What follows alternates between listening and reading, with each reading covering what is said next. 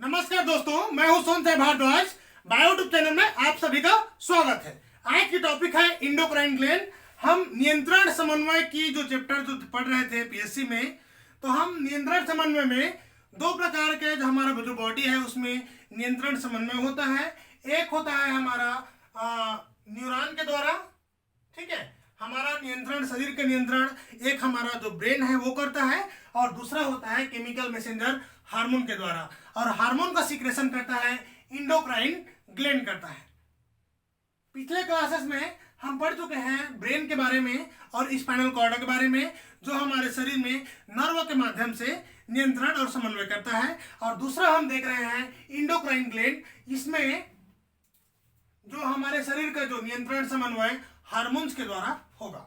तो अगर हम देखते हैं, थोड़ा सा मैं ग्लैंड के बारे में बता दूं, तो ग्लैंड से हम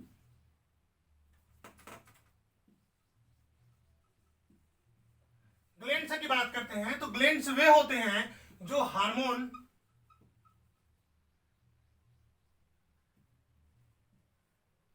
हार्मोन्स का सीक्रेशन करते हैं, ठीक है,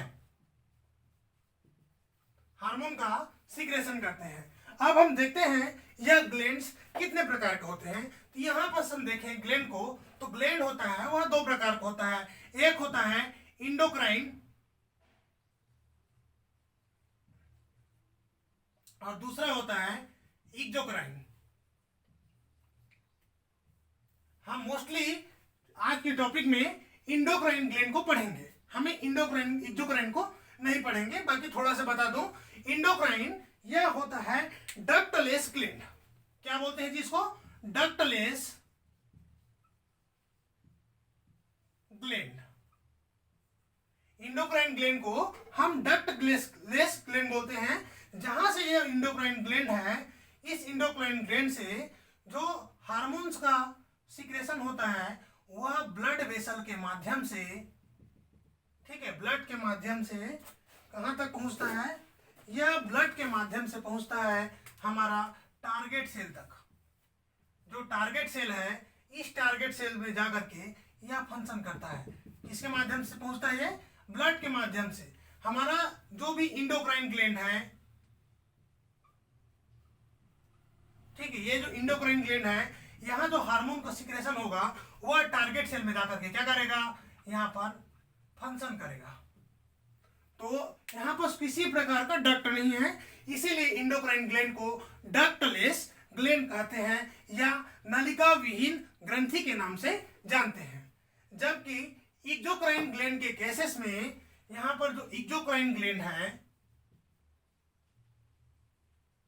ठीक है, तो एक्सोक्राइन ग्लैंड है, यहाँ पास डक्ट रहता है और ये रहता है टारगेट सेल। तो ये हार्मोन है, यह डक्ट के माध्यम से पहुंचेगा, ठीक है। तो ये कैसे फंक्शन कर रहा है? एक्सोक्राइन ग्लैंड है, यहां पर लिख दूं एक्सोक्राइन, ठीक है। एक्सोक्राइन जो ग्लैंड है, यहाँ पर हार्मोन्स है, वह कैसे पहुंच रहे थे? जो यहाँ पर एक्चुअली में ये जो स्रावित करता है, ये हार्मोन नहीं, एंजाइम को स्रावित करता है। जैसे हमारा पेंक्रियाज के एंजाइम, राइट, हमारा स्वेट ग्लैंड है। तो जितने भी जो ग्लैंड्स है, ज्यादातर इनका जो सीक्रेशन रहता है वो क्या होते हैं? एंजाइम होते हैं, ठीक है। जबकि इंडोक्राइन्स में जो सीक्रेशन रहते हैं, मैक्सिमम केसेस में क्या रहते हैं? हार्मोन्स रहते हैं, ठीक है। अब हम बात करते हैं इंट्रोडक्शन की, ये जो चीजें हैं ये तो यहीं इसको समाप्त करते हैं। अब हम बात करेंगे हमारे बॉडी पार्ट में पाए जाने वाले ग्लैंड्स के बारे में, राइट। अब देखते हैं हमारे बॉडी में कौन कौन से इंडोक्राइन ग्लैंड्स पाए जाते हैं। तो हमारे बॉडी में मोस्टली 10 इंडोक्राइन जो ग्लैंड्स है वो पाए जाते हैं। तो पहला है हाइपोथैलेमस। यहां पर देखते हैं, तो पहला जो ग्लैंड्स है वह क्या है? हाइपोथैलेमस।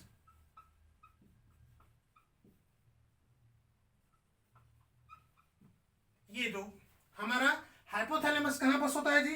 हमारा ब्रेन में, ठीक है, अग्र मस्तिष्क का भाग है हाइपोथैलेमस। ये क्या करता है? न्यूरो हार्मोन का सीक्रेशन करता है। हाइपोथैलेमस है, ये क्या करता है? न्यूरो हार्मोन का सिंथेसिस करता है। दूसरा चीज है पिट्यूटरी ग्लैंड।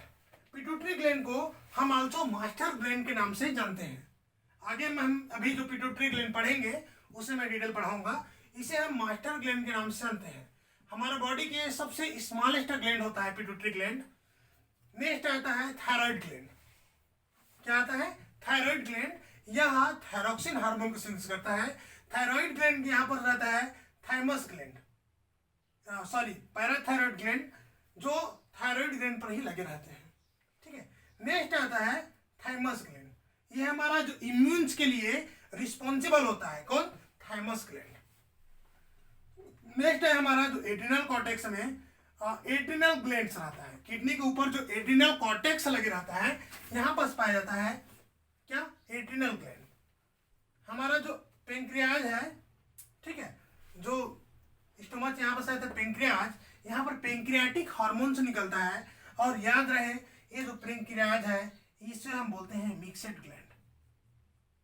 ठीक है, कुछ एक्सोक्राइन भी रहता है। तो हम यहाँ पर देखते हैं नेक्स्ट ओवरी। ओवरी हमारा इंडोक्राइन ग्लैंड्स है, यह पाया जाता है फीमेल में। राइट, फीमेल रिप्रोडक्टिव ऑर्गन का पार्ट है।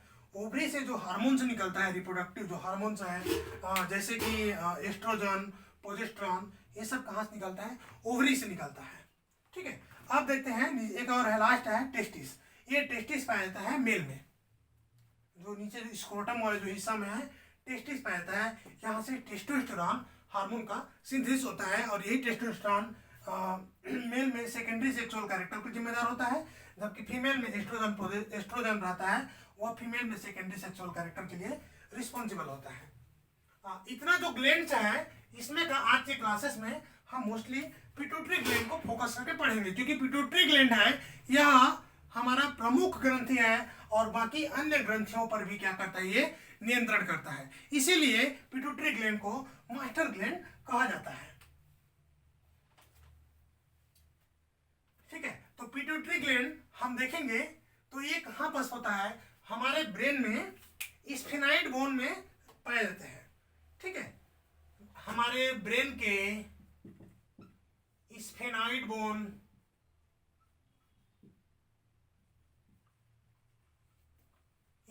बोन के अंदर कहाँ पास? सेला टॉर्सिका। ठीक है, इसी सेला टॉर्सिका नामक जो गड्ढा है,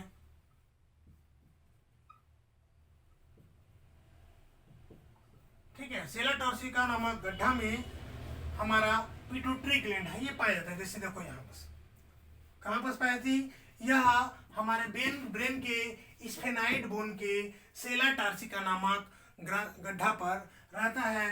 देखने में बिल्कुल छोटा सा मटर के दाने के जैसा यह दिखाई देता है पिट्यूटरी ग्लैंड। और इसी ग्लैंड अगर हम देखें, इसका जो अग्र जो वृंत है वह कहाँ जुड़े रहता है? यह जुड़े रहता है हाइपोथैलेमस से। देखिए इस पोजीशन इसका देखिए,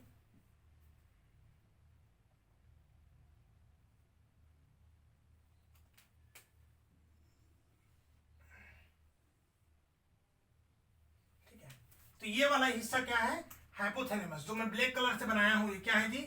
हाइपोथैलेमस।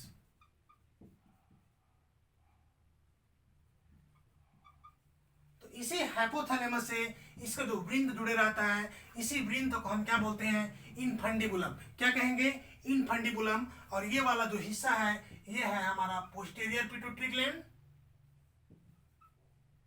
और ये वाला है इंटीरियर। तो पिट्यूटरी ग्लैंड्स का हम दोनों हिस्सा को बारी बारी से देखेंगे। अब इसे हम देखें, एक चीज और तथ्य है, जो पिट्यूटरी ग्लैंड्स है, यह पिट्यूटरी ग्लैंड अगर इसका डायमीटर देखें तो यह रहता है 1 से 1.5 सेंटीमीटर। ठीक है, क्या इसका डायमीटर? पिट्यूटरी ग्लैंड का डायमीटर कितना होता है जी? 1 से लेकर के 1.5 सेंटीमीटर तक इसका डायमीटर होता है। हम इसका देखें तो मजेदार बात है कि महिलाओं में इसका जो साइज रहता है 5 to 6 ग्राम, जबकि पुरुषों में इसका साइज होता है 4 से 5 ग्राम। राइट, पिट्यूटरी ग्लैंड का इसका साइज यानी वेट है ये। सॉरी वेट है ना, वेट कितना होता है महिलाओं में 5 से 6 ग्राम और पुरुषों में 4 से 5 ग्राम। ठीक है, ये होता है फीमेल में और ये होता है मेल में। ठीक है, तो फीमेल में थोड़ा सा पिट्यूटरी ग्लैंड का साइज बड़ा रहता है किसके अपेक्षा, पुरुषों के अपेक्षा। हम देखें इसका चीजें, तो पीयूष ग्रंथि मोस्टली 2 भाग से भी मिलकर बना होता है, राइट। जो पिट्यूटरी ग्लैंड है, हम देखें इंटीरियर और पोस्टीरियर। अब इसको हम थोड़ा सा देखेंगे तो इसका हम 2 भाग यहाँ पर देखते हैं।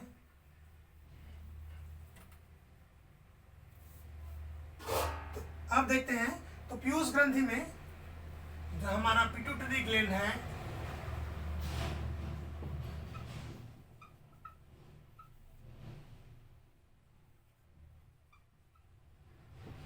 इसका हम 2 क्षेत्र पढ़ेंगे, 2 रीजन देखेंगे। एक होता है एडिनो हाइपोफाइसिस और दूसरा होता है न्यूरो हाइपोफाइसिस, राइट। एक क्या, एडिनो हाइपोफाइसिस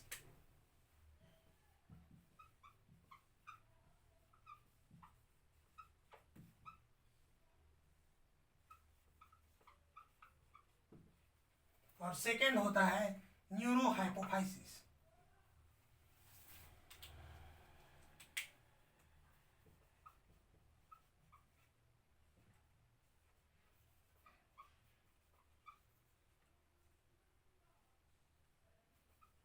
ठीक है, एक होता है एडिनो हाइपोफाइसिस, दूसरा है न्यूरो हाइपोफाइसिस।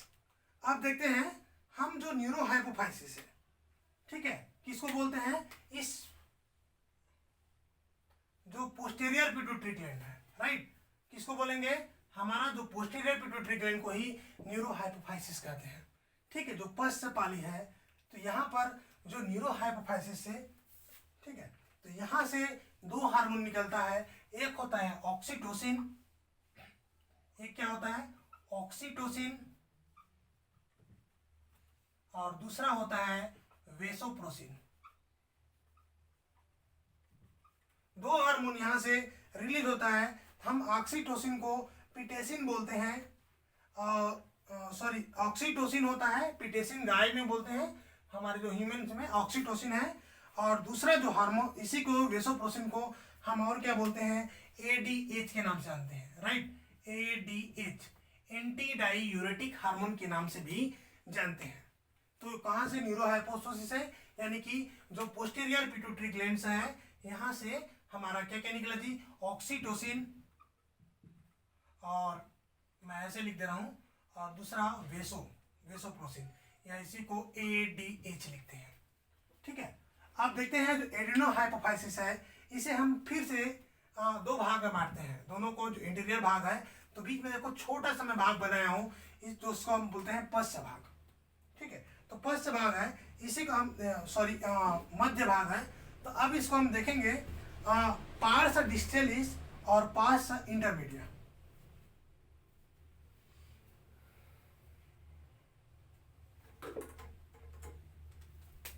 हम यहाँ पर 2 भाग बांटेंगे।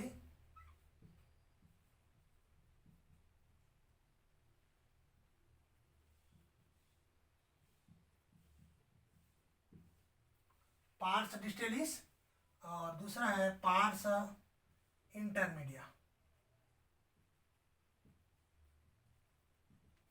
तो देखिए जो पार्स इंटरमीडिया है, पार्स मीडिया से इंटरमीडिया से ओनली 1 हार्मोन रिलीज होता है, जिसे हम बोलते हैं MSH। ठीक है, क्या बोलते हैं, MSH।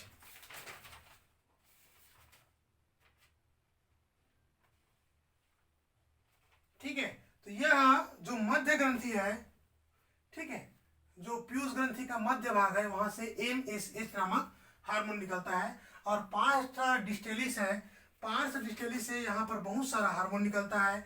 एक हार्मोन को हम देखो, ये वाला पोर्शन है इंटीरियर पिट्यूटरी ग्लैंड। तो पार्स डिस्टलिस का जो हार्मोन का अगर हम लिस्ट देखें, तो यहाँ पर बहुत सारा हार्मोन का लिस्ट मिलेगा हमको। एक होता है GH, ठीक है, इसे हम क्या बोलते हैं, ग्रोथ हार्मोन। GH को एक और नाम जानते हैं STH, ये हमारे वृद्धि के लिए रिस्पॉन्सिबल होता है ना, सोमैटोट्रॉपिक स्टिमुलेटिंग हार्मोन। दूसरा आता है TSH, इसे बोलते हैं हम थायराइड स्टिमुलेटिंग हार्मोन। ठीक है, तीसरा जो हार्मोन है इसे हम बोलते हैं ACTH, एड्रिनोकॉर्टिकॉइड हार्मोन, ACTH या एड्रिनोकॉर्टिकॉइड हार्मोन। इसके बाद में आता है PRL, ये है प्रोलैक्टिन हार्मोन, जो क्या होते हैं खास करके जो दुग्ध निष्कासन में इसका रोल रहता है प्रोलैक्टिन का। ठीक है, इसके अलावा GTH, तो GTH को हम यहाँ पास जो गोनेकोट्रॉपिक जो हार्मोन है इसका हम दो भाग, इसका और जो है LH और एक होता है FSH। ठीक है, गोनेकोट्रॉपिक हार्मोन में LH और FSH, इतना सारा हार्मोन है वह इंटीरियर पिट्यूटरी ग्लैंड या पार्स डिस्टरी से स्रावित होता है। ठीक है, अब हम देखें इसका थोड़ा सा कि जो हार्मोन्स है सब हार्मोन को हम एक एक ठो पढ़ेंगे। ठीक है, तो मैं यहाँ पर बता दिया कि कहाँ से इंटीरियर पिट्यूटरी ग्लैंड से निकला। ठीक है, क्या क्या इंटीरियर पिट्यूटरी ग्लैंड से GH, STH, ACTH, PRL और GTH में दो LH और FSH। पार्स इंटरमीडिएट निकला MSH, जो पिट्यूटरी ग्लैंड का जो मध्य भाग है यहाँ से निकलता है। जबकि न्यूरो जो हाइपोफाइसिस है या पोस्टीरियर पिट्यूटरी ग्लैंड, यहाँ से ऑक्सीटोसिन और वेसोप्रोसिन दो हार्मोन है। ये क्या बोलते हैं कॉन्ट्रैक्टाइल हार्मोन है। ठीक है, और ये क्या होते हैं वेसोप्रोसिन, इसको हम लव हार्मोन के नाम से भी जानते हैं ऑक्सीटोसिन को। ठीक है, बहुत सारा फंक्शन है इसका ऑक्सीटोसिन का। और वेसोप्रोसिन ये एंटी डाययूरेटिक हार्मोन है, ये हमारा जो यूरिन है पेशाब है उसके ऊपर क्या है नियंत्रण करता है। ठीक है, अब देखते हैं हम बारी बारी एक एक हार्मोन को। पहला देखेंगे ऑक्सीटोसिन को। ठीक है, तो ऑक्सीटोसिन की अगर हम बात करें तो चलिए एक एक चीज को हम डिफाइन करेंगे यहाँ पास। सॉरी एक सेकेंड,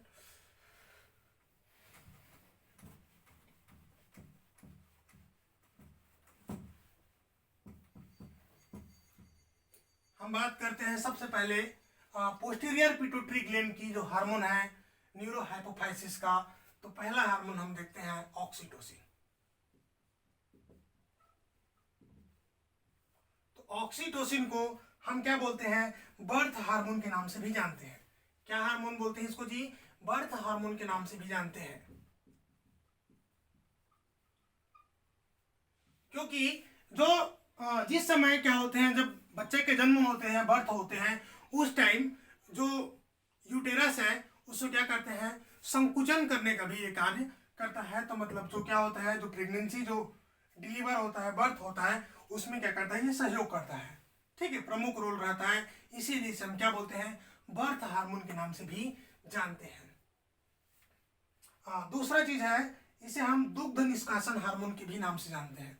क्या बोलते हैं मिल्क इजोकुलेशन में भी इसका रोल रहता है।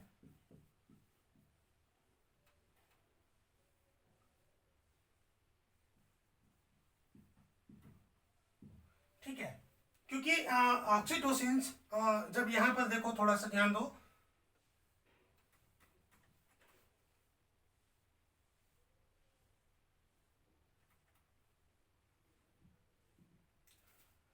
जब यहाँ पर क्या बोलते हैं बेबी जब यहाँ पर फीड करता है तो कहाँ आता है इसका जो सिग्नल्स रहता है इम्पल्स है, नर्व इम्पल्स है, ये हाइपोथैलेमस में जाता है। हाइपोथैलेमस से ठीक है यहाँ पर ये सीक्रेशन देता है और पोस्टीरियर पिट्यूटरी ग्लैंड का जो हार्मोन्स है ऑक्सीटोसिन है ये यहाँ पास आता है और यहाँ पास क्या करता है जो मिल्क का जो डक्ट रहता है यहाँ पास, ठीक है, इसको क्या करता है कंस्ट्रक्ट करता है, संकुचित करता है, जिससे क्या होता है मिल्क क्या होता है इजैकुलेशन होता है। ठीक है, तो मिल्क इजैकुलेशन में ये क्या करता है मदद करता है, इसीलिए इसे हम क्या बोलते हैं क्या कर सकते हैं यह दुग्ध निष्कासन में ठीक है मदद करता है। ठीक है, या मिल्क इजोकुलेशन, ठीक है, हार्मोन के नाम से इसको जानते हैं। तीसरा इसका जो फंक्शन है, ठीक है, माँ और जो बच्चे के जो ब्रेन है, ठीक है, तो इसे हम क्या कह सकते हैं, लव हार्मोन।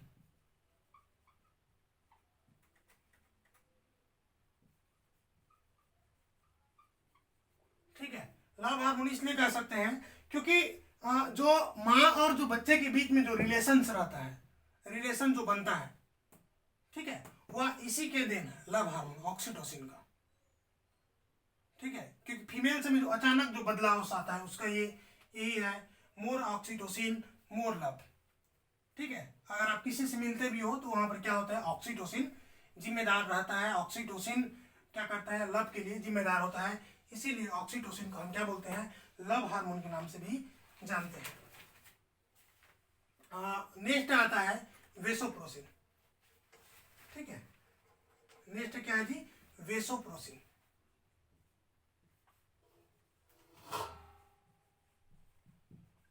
या एडीएच, एंटी डाईयूरेटिक हार्मोन।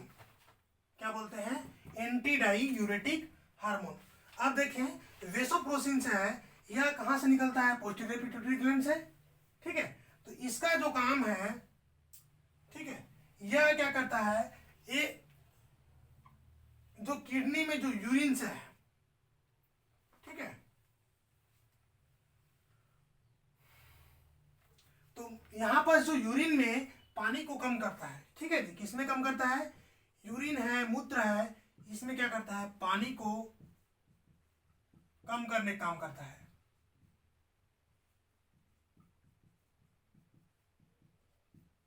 ठीक है, क्या करता है, यूरिन में पानी को कम करने का काम करता है कौन, वेसोप्रोसिन। ठीक है, और इसी कमी से क्या हो जाएगा, डाईयूरिनिस। ठीक है, क्या हो जाएगा, इसकी कमी से डाईयूरिनिस हो जाएगा। ठीक है, और इसी का हम क्या बोलते हैं, डायबिटीज इम्पल्सा कहेंगे। ठीक है, क्योंकि इससे जो रोगी रहते हैं वेसोप्रोसिन इसके वो रहेगा, तो यूरिन में पानी की कमी हो जाएगा, तो क्या होगा, रोगी बार बार पेशाब करने जाएगा। ठीक है, और इसी के कारण से जो डायबिटिक वाले जो रोगी रहते हैं उनमें क्या होता है, इंसुलिन में कमी होता है। और यहाँ पर ये जो मधुमेह वाले लोग, ठीक है, डायबिटीज इंसिपिडस में, ठीक है, एडीएच की कमी से क्या होगा, यूरिन में पानी कमी हो पाता है और बार बार वो क्या होता है, यूरिन से आता है। ठीक है, अगर हम देखें तो खाली पेट में जो चाय कॉफी जो पीते हैं तो उनसे क्या हो जाता है, जो वेसोप्रोसिन की जो मात्रा है उसमें कमी आता है। ठीक है, हम देखेंगे मध्यपाली से निकलने वाले हार्मोन। ठीक है, देखेंगे उसमें तो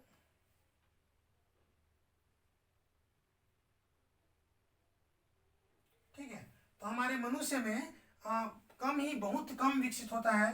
ठीक है, हम देखेंगे क्या, पार्स जो इंटरमीडिया है, ठीक है, पार्स इंटरमीडिया का जो हार्मोन देखेंगे,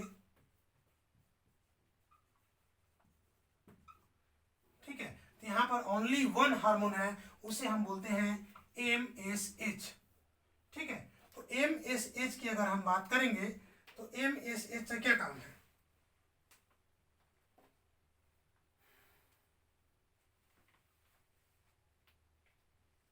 ठीक है, तो इसे हम बोलते हैं मिलेनोसाइट स्टिमुलेटिंग हार्मोन।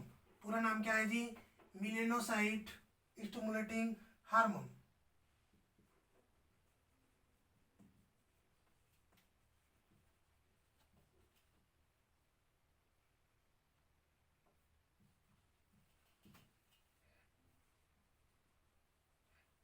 ठीक है, और यही क्या करता है, जो मिलेनिन जो पिगमेंट है हमारा, ठीक है, उसके लिए क्या जिम्मेदार रहता है, जो मिलेनिन जो ग्लैंड है हमारा त्वचा की, उसको क्या करता है, स्टिमुलेट करने का काम करता है। ठीक है, किसको स्टिमुलेट करता है, मिलेनिन पिगमेंट के लिए। हमारे शरीर में जो मिलेनिन जो पिगमेंट बनता है उसके लिए रिस्पॉन्सिबल रहता है, कौन रहता है, MSH hormone, melanocyte stimulating hormone जिम्मेदार रहता है। हम नेक्स्ट जो हार्मोन देखेंगे, पार्स इंटरमीडियलिस का, ठीक है, या एंटेरियर पिट्यूटरी ग्लैंड का। ठीक है, यहां से जो निकलने वाले जो हार्मोन है, तो पहला जो हार्मोन को हम बोलते हैं GH, GH या इसी को हम बोलते हैं STH। ठीक, क्या बोलते हैं? GH या STH के नाम से जानते हैं। यह हमारा क्या है? ग्रोथ हार्मोन है। इससे क्या होता है? हमारा लंबाई में बढ़ता है। ठीक है, क्या होता है? लंबाई में बढ़ता है। इसके कमी से क्या हो जाता है? आदमी बौना हो जाता है। ठीक है, क्या हो जाता है? जिससे कमी से आदमी बौना हो जाता है।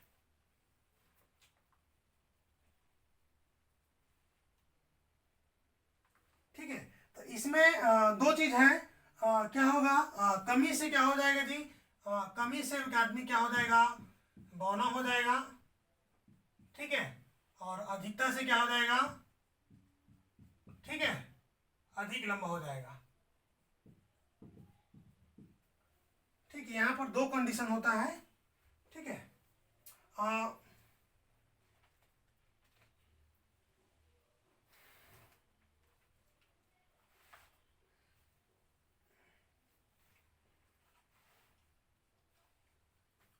अब देखते हैं। ये तो हो गया पहला हार्मोन। दूसरा हम देखेंगे TSH, thyroid stimulating hormone. Right, क्या बोलते हैं इसको? थायराइड स्टिमुलेटिंग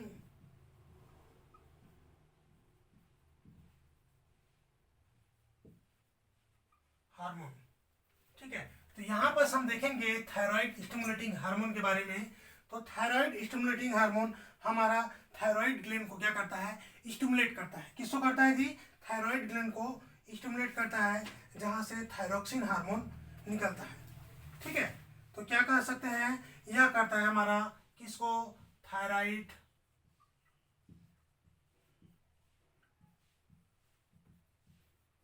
नियंत्रण। ठीक है, थायराइड ग्लैंड का ये क्या करता है? नियंत्रण करता है। नेक्स्ट हार्मोन है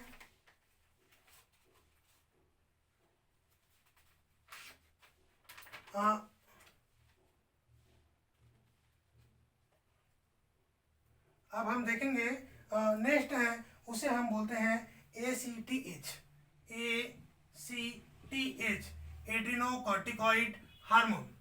एड्रीनोकॉर्टिकॉइड हार्मोन यह हमारे एड्रिनल ग्लैंड को से निकलने वाले जो हार्मोन्स है उसका क्या होते हैं?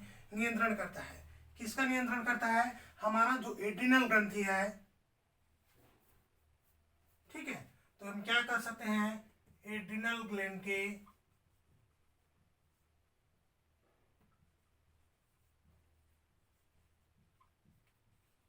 कॉर्टेक्स भाग का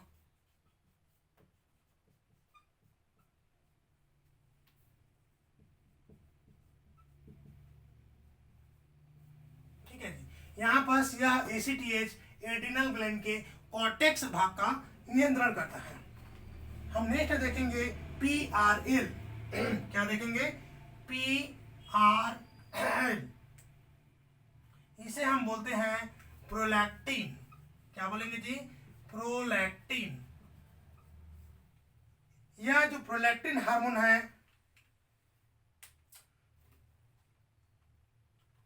प्रोलैक्टिन हार्मोन है, यह क्या होता है?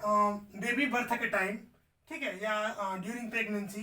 ठीक है, बेबी बर्थ के टाइम। ठीक है, यह क्या करते हैं? जो मेमोरी ग्लैंड्स है यहाँ पर मिल्क फॉर्मेशन को प्रेरित करता है। किसको प्रेरित करता है जी? मिल्क फॉर्मेशन को प्रेरित करता है। तो प्रोलैक्टिन किसको प्रेरित किया?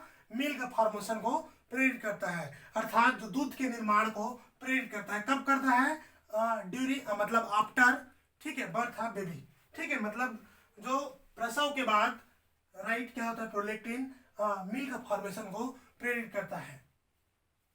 हम नेक्स्ट देखेंगे इसी में।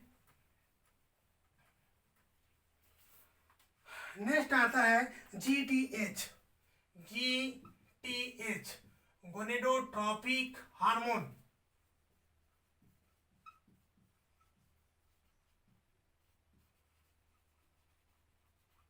तो गोनेडोट्रोपिक हार्मोन में यहाँ पर हम फिर से दो हार्मोन का डिस्कस करेंगे। एक होता है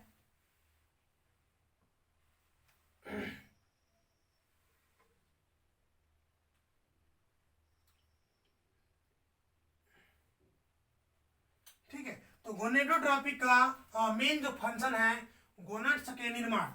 ठीक है, तो मेल में किसका निर्माण करेगा? मेल में टेस्टिस का निर्माण और फीमेल में ओवरी का। ठीक है, जो गोनाड्स का जो फॉर्म होता है, ठीक है, किसका? गोनाड्स का, इसका निर्माण करता है मेल में टेस्टिस और फीमेल में ओवरी का निर्माण को ये प्रेरित करता है। अब हम देखेंगे जो गोनेडोट्रॉपिक हार्मोन है, यहाँ पर दो हार्मोन निकलता है। एक होता है ल्यूटिनाइजिंग हार्मोन, एक होता है ल्यूटिनाइजिंग हार्मोन,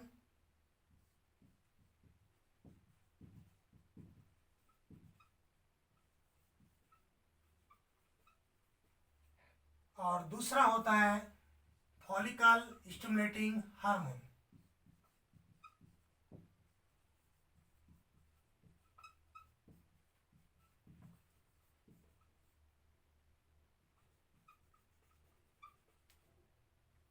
तो यहाँ से दो प्रकार का जो हार्मोन्स है, एक है ल्यूटिनाइजिंग हार्मोन और दूसरा है फॉलिकल स्टिमुलेटिंग हार्मोन। अब यहाँ पर हम देखें तो ठीक है, तो एलएच हार्मोन है। एलएच हार्मोन क्या करता है? फीमेल में ओवुलेशन को प्रेरित करता है। किसके लिए? फीमेल में ओवुलेशन।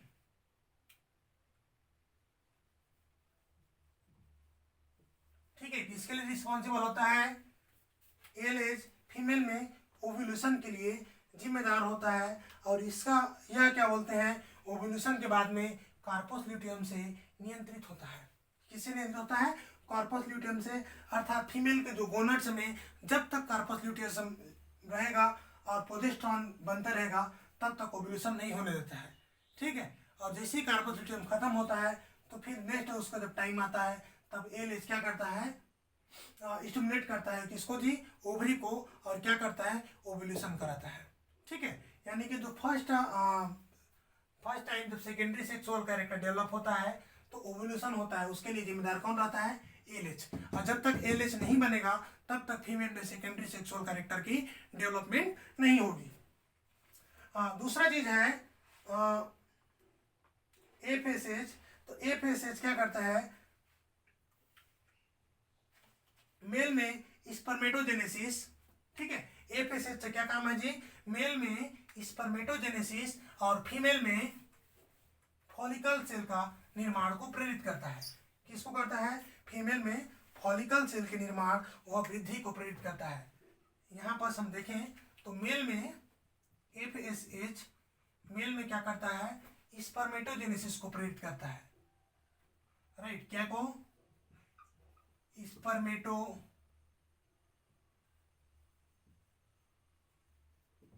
जबकि फीमेल में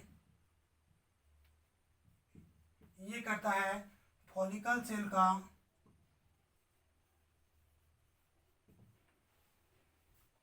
क्या चीज करता है जी? वृद्धि और, ठीक है, क्या करता है? इसका निर्माण और वृद्धि के लिए जिम्मेदार होता है। अर्थात जो oogenesis, फीमेल में oogenesis कराएगा और मेल में स्पर्मेटोजेनेसिस कराएगा। कौन सा हार्मोन जी? FSH hormone. इसी प्रकार से आपका पिट्यूटरी ग्लैंड्स है, ये पूरा होता है।